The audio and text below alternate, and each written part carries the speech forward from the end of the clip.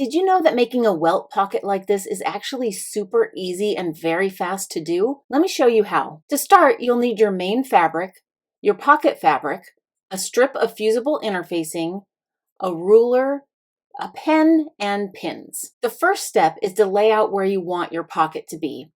I want this in the center of my fabric, so I'm just going to do a quick iron line here down the center, and then I'm going to repeat that on the pocket fabric. Now I can line up where my pocket is so that it's in the center. And with right sides together, I'm going to decide where I want the opening to be. And then with the glue side down, fuse down that piece of interfacing right where you want the opening of your pocket to be. With this type of pocket, you can decide how big you want the opening and how wide you want it. So I'm going to draw my first line for how wide I want it.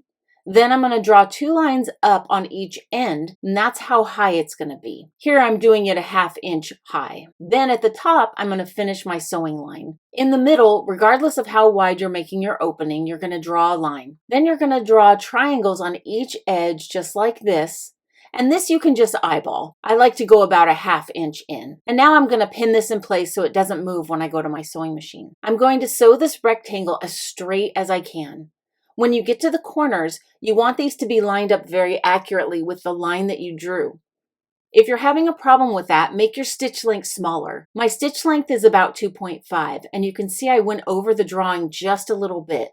So I'm going to bring my stitch length down to about 2. Even though I went over a little bit here, as long as I'm consistent on the other side, that's fine.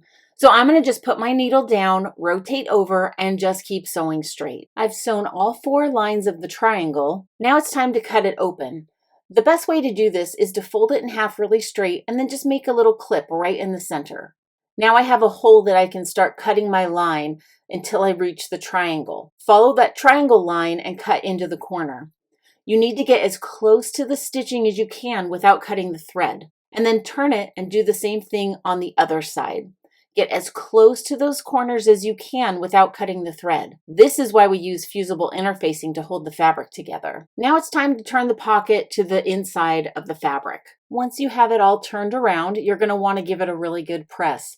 So make sure that you have all your corners punched out and that your fabric is nice and flat. The opening should look exactly the way you want it. Then give it a nice good press so that it stays in place. And turn it over to the other side and repeat that on the other side as well. Now let's create the welt for the pocket.